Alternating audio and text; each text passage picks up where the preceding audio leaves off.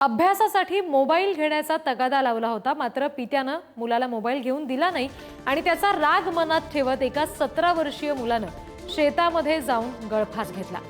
मुलाने गळफास घेतल्याचं बघितलं आणि मग पित्यानं सुद्धा त्याच ठिकाणी गळफास घेतल्याची अत्यंत हृदयद्रावक घटना बिलोली तालुक्यात मिनकी इथं घडलेली आहे। नांदेडची ही बातमी आपण बघतोय। पिता पुत्राच्या या आत्महत्येनंतर पैलवार कुटुंबीय आणि मिनकी गावावर शोककळा पसरली आहे। आणखी तपशील घेऊया प्रतिनिधी अजिंक्य घोंगडे यांच्याकडून। अजिंक्य, काय नेमके तपशील आहे त्याबाबत, कुटुंबियांचं आता काय म्हणणं आहे याबाबत? निश्चितच जर पाहिलं तर अतिशय गंभीर अशी ही घटना घडलेली आहे।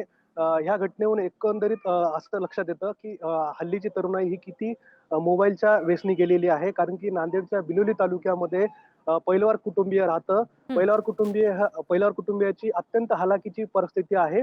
त्याच ह्याच्यामध्ये त्यांना 3 अपत्य आहेत। त्या 3 अपत्यापैकी एक मुलगा 17 वर्षीय मुलाने अभ्यास करण्यासाठी मोबाईलची मागणी वडिलांकडे केली होती। मात्र पैलवार हे अतिशय हालाकीच्या परिस्थितीमध्ये जगत आहेत। ते शेती करून मजुरी करून जगत आहेत। हं. अशा परिस्थितीमध्ये मुलाने वारंवार वडिलांना मोबाईल घेऊन देण्यासाठी तगादा लावला होता। मात्र वडिलांना ते हालाकीच्या परिस्थितीमुळे ते शक्य झालं नाही। त्यामुळे मुलाने आपल्या शेतामध्ये एका झाडाला आत्महत्या केलेली आहे, गळफास घेऊन आत्महत्या केलेली आहे।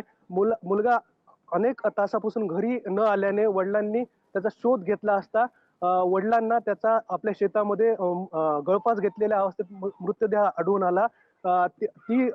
तीच गोष्ट त्यांच्या मनाला लागली। त्यानंतर वडिलांनी देखील त्याच्या बाजूलाच आपली जीवन यंत्रणा संपवलेली आहे। जी, धन्यवाद अजिंक्य दिलेल्या माहितीसाठी।